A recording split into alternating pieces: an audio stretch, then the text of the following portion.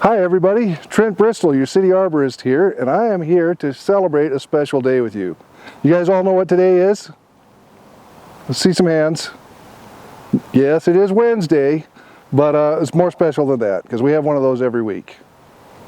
My birthday? Not quite. That would be special though.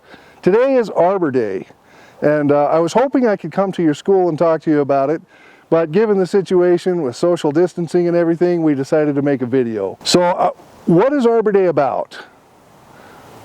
Animals? No, not really. Clean water? Not exactly. Air quality? You guys are all kind of right. But Arbor Day is all about trees. I have this beautiful cherry tree behind me here to kind of help illustrate the point. So let's talk a little bit about Arbor Day. The first Arbor Day was celebrated in 1874 in Nebraska, where a man by the name of J. Sterling Morton decided he wanted to create a holiday just to talk about trees, just to help people understand and celebrate the importance of trees. And over 1 million trees were actually planted that day on the very first Arbor Day. And over time, other states, and the nation as a whole, it decided to adopt Arbor Day as a holiday. So why are we celebrating Arbor Day today? Well, Arbor Day is kind of an interesting holiday. Nationally, it falls on the fourth Friday of every April, but every state and every city within that state gets to kind of choose their own Arbor Day. And what we base that on is the best weather for tree planting. Here in Utah, April is a great month for tree planting. When I lived in North Dakota, we had to push it back to May because we still had snow on the ground. So everybody gets to kind of choose what day is the best Arbor Day for them locally. And so today, you guys get to celebrate Arbor Day. So what is Arbor Day all about? It's about trees, but it's also about some of those other things we mentioned. How many of you guys like trees? Get your hands up. Come on, hey, you over there. I see you. Put your hand up. Don't tell me you don't like trees. All right, what do you like about trees? What are they good for? Yeah, animal habitat. We talked about some of those things a little bit already. They are good for water quality. They are good for air quality. They help provide all of those things. What are some other things trees are good for? Food? Yes. Yeah, lumber, exactly. Okay, how many of you guys woke up in a house today? How many of your houses have furniture in them? Right, so there are all kinds of things that we make from wood that we get from trees. What's that? Why, yes, my tie is made out of wood. Where did I get it? I made it. I'm kind of a tree nerd. All right, so we get all kinds of wood from all kinds of trees for all kinds of products. In fact, I think there are over 50,000 different products that we can get from trees. All kinds of stuff. So we talked about animal habitat, we talked about water quality, air quality, food. I think we talked about food, didn't we? What kinds of food do we get from trees? Apples? Yeah. Oranges? Sometimes. Not so much here in Utah. Nuts? Lots of nuts. All right, that's just silly. Okay, we get lots of different kinds of food from trees. And oxygen is a big one. How many of you guys knew that trees produce oxygen? Well, what do we call that process? Does anybody know? I'll give you a hint. It starts with photo and ends with synthesis. That's right, photosynthesis. So photosynthesis needs 4 different things. The tree needs sunlight, it needs water, it needs nutrients from the soil, and it needs carbon dioxide. And guess what? We release carbon dioxide when we breathe. We breathe in oxygen. We need to get rid of carbon dioxide. We need to take in oxygen. Trees need to take in carbon dioxide and they need to get rid of oxygen. It works really good for both of us.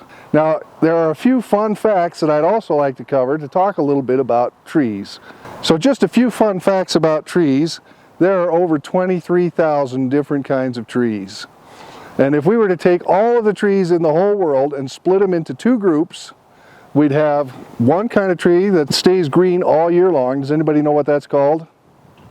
That's right, evergreen.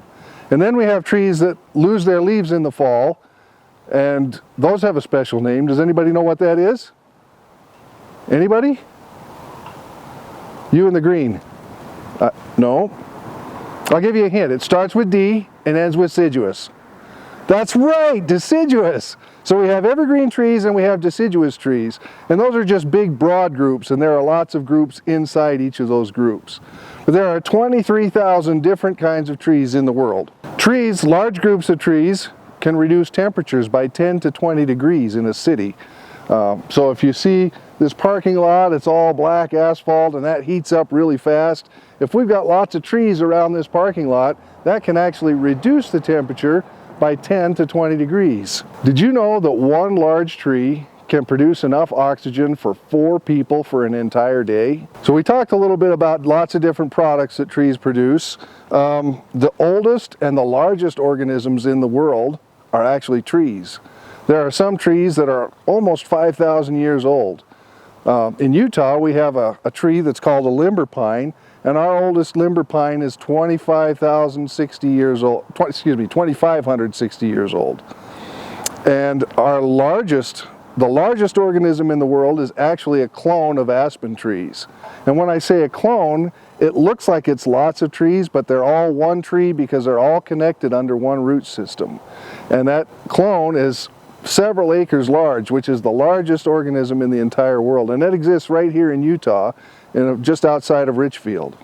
And if you're interested, it even has its own name. It's called Pando. So another interesting fact about trees, when they grow, their limbs don't raise. So if you were to hang a birdhouse or a tree swing on this limb, as the tree got older, that swing would stay exactly where it is, or that birdhouse, because that limb doesn't keep going up. It just gets bigger. In 2004, we made our national tree the oak tree. Now that's, again, kind of a big group. There are lots and lots of different kinds of oak trees, but generally speaking, our national tree is the oak. And in 2014, Utah changed their state tree. Does anybody know what the new state tree is? That's right, it's aspen. Does anybody know what the old state tree was for Utah? That's right, Colorado blue spruce. Why would we make the Utah state tree the Colorado blue spruce?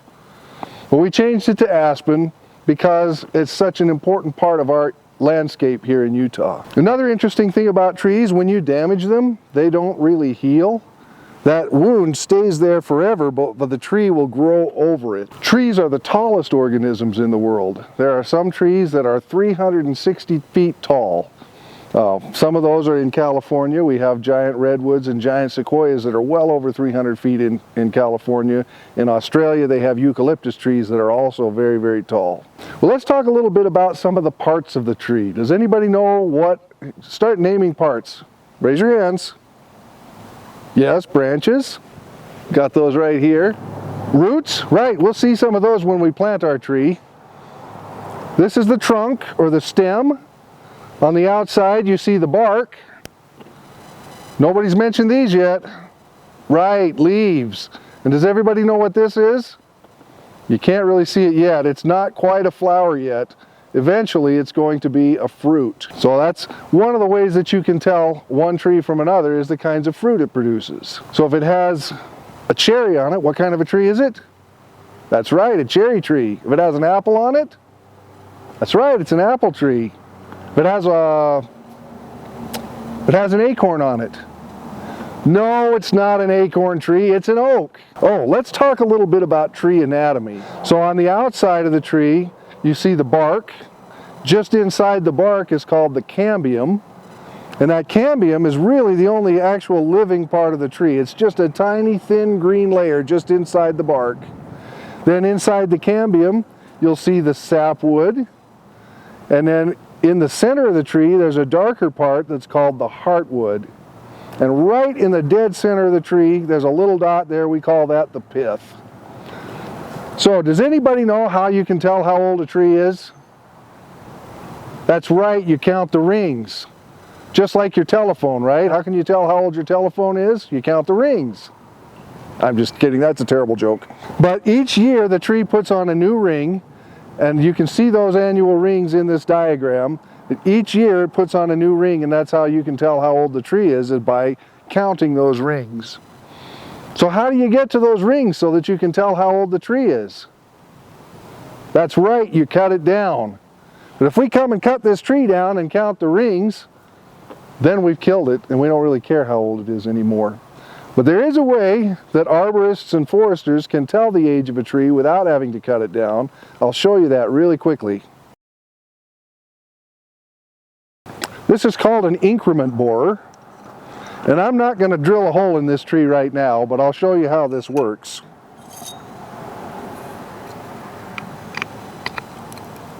So you put the tool together, and I put this aside. This is called the spoon.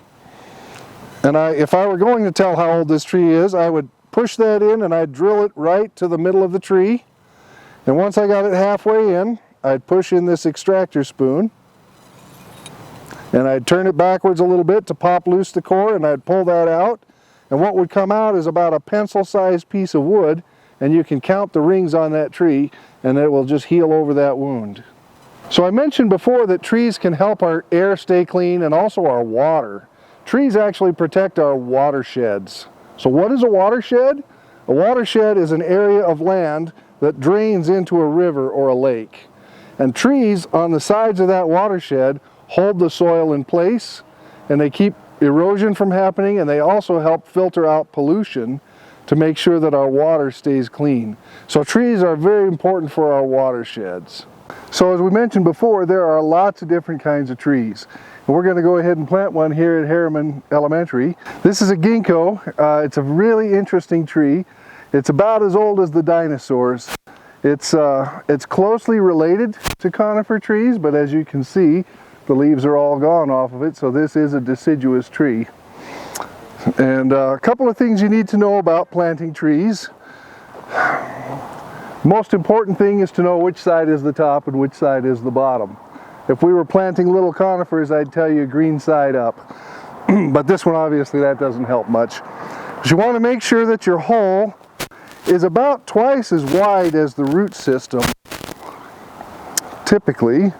This one is a bare root tree. A lot of times you'll buy trees that have soil on them already. It comes in a pot or a container. This one, as you can see, the roots are bare, so you have to be really careful with these and not let them dry out. So I'm just going to gently set that right there in my hole. You want to make sure that the top of your hole is right at the root collar, where these roots first start coming out of the trunk of the tree. Because if you go too deep, your tree will die. So I've already dug the hole here. I'm just going to go ahead and scoop some soil down in here and hold this tree in place. Make sure to get all the garbage out of there. We don't want anything to impede those roots. Let's see if I can get that to stand up just a little bit while I shovel some to the other side.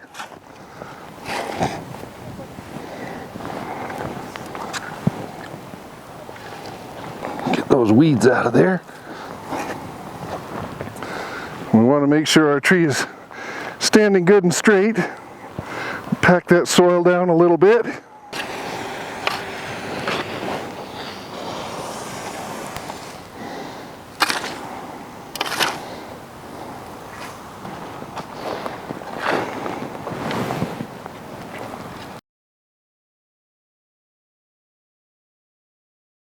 All right, there we go. And hopefully you will enjoy your new ginkgo tree.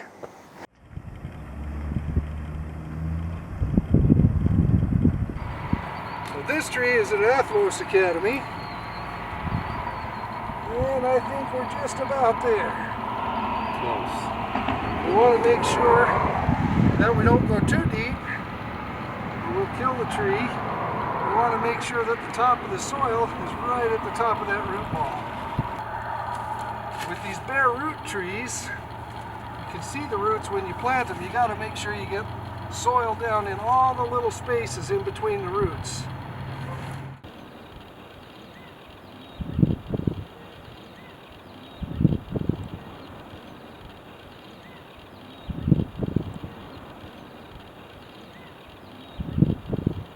Now remember, these trees we've just planted are pretty small. And they're going to be small, and they're going to be weak, and they're going to be fragile for a long time. So we have to take good care of them. They're not going to be big enough to climb or to hang on for a long time. So we got to make sure that we protect them and take care of them and just let them grow. Some of you schools opted out of having a tree planted at your location, and that's okay. We actually planted 3 more ginkgos in your honor just outside the tennis courts off of Mirabella Street. So we want to make sure that we recognize each of our elementary schools and plant a tree for you, even if it's not on your location. Well, thank you for joining me here for our Arbor Day celebration, for our virtual Arbor Day celebration. I appreciate you watching, and hopefully you guys will enjoy this tree. Hopefully you'll all get out and get a chance to plant one yourselves this year. And thank you for being here.